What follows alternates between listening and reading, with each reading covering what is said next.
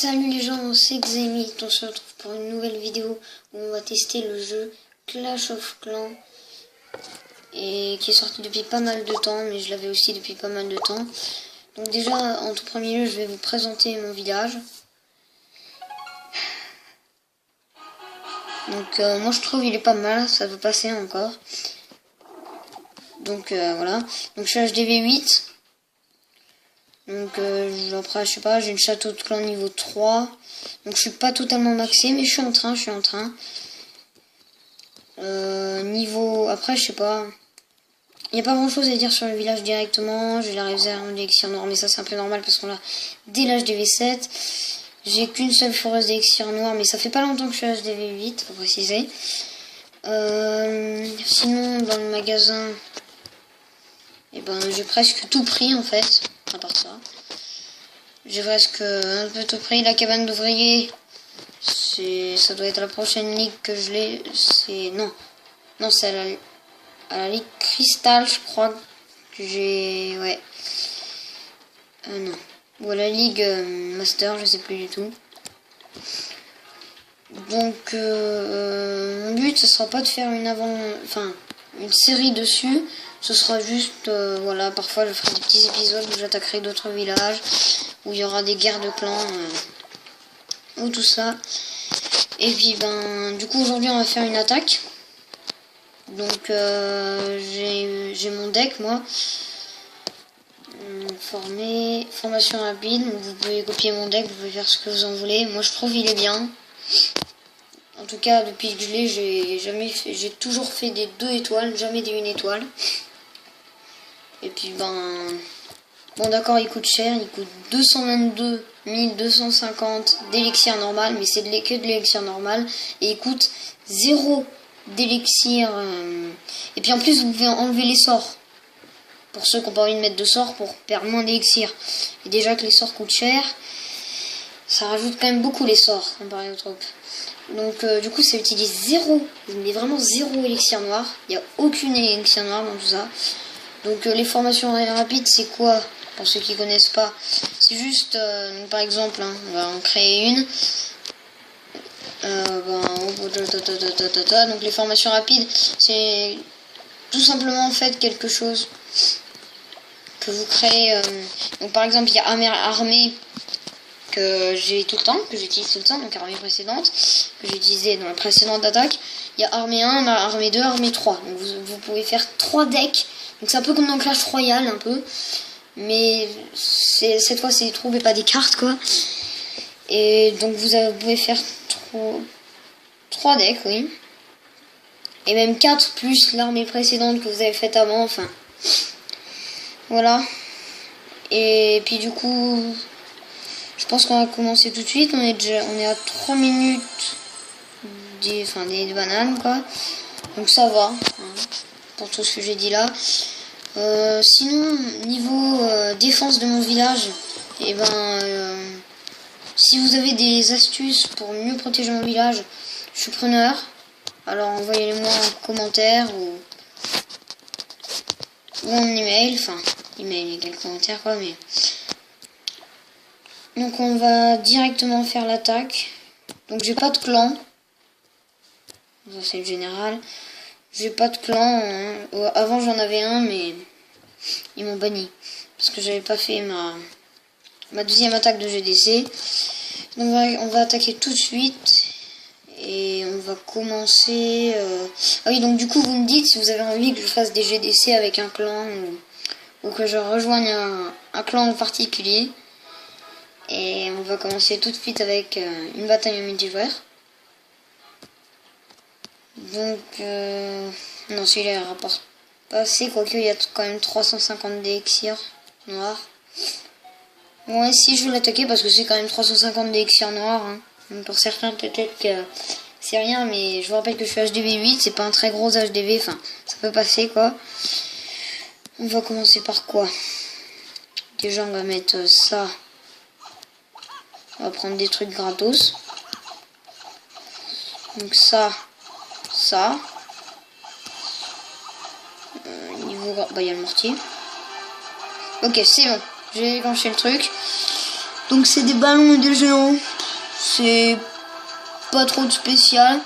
Roi des barbares. Je m'en fous. Non, mais voilà quoi. On va mettre quelques sorciers pour qu'ils attaquent les ballons. Puis ça va être bon. Hein. Ça va être bon. Donc il est le roi des barbares. Mais bon, je vais ouvrir là pour aller plus vite. Sort de rage.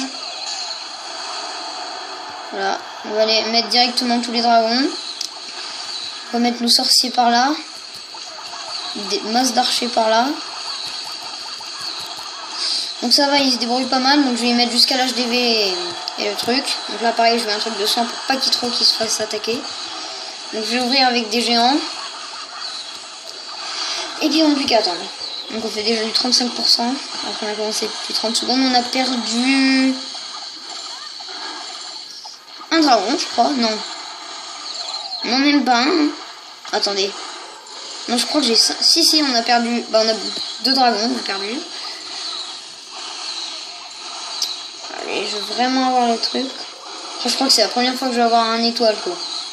En plus, ça sera sur une vidéo.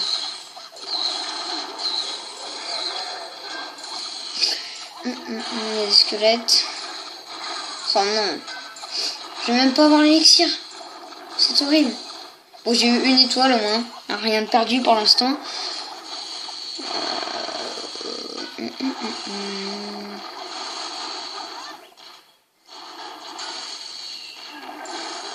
Oh punaise, moi aussi, pourquoi le dragon il allait pas vers l'HDV? Vous m'expliquez ça? C'est quand même peu nul, donc là je lance.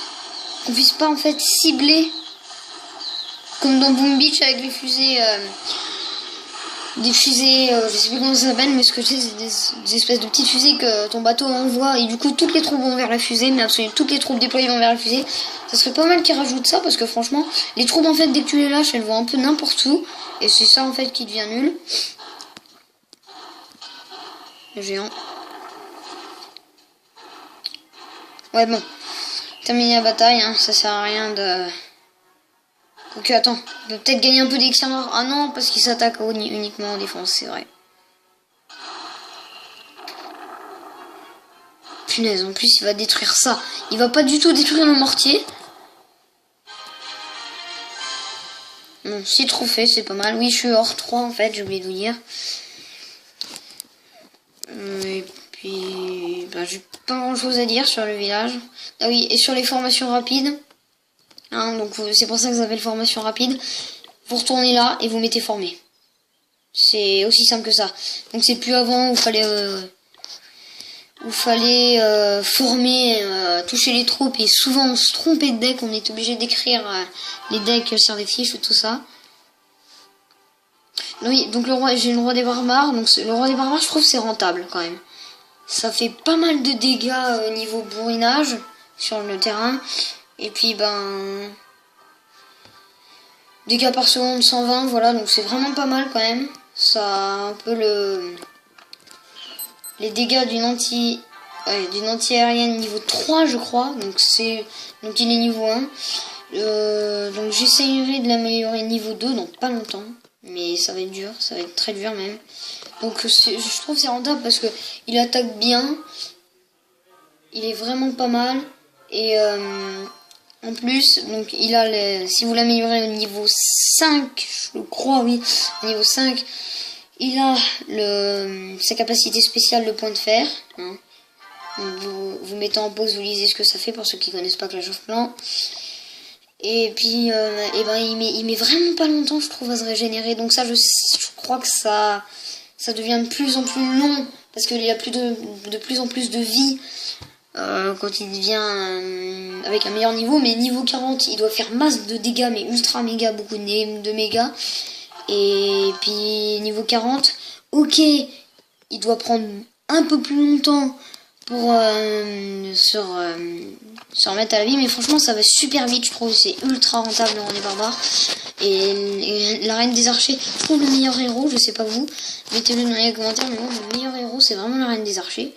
Parce que le roi des barbares il est bien, mais c'est surtout un bourrin. Alors que la reine des archers, et en plus il fait que la terre, hein. Il tape que sur les choses, il tape pas sur les choses aériennes, excusez-moi.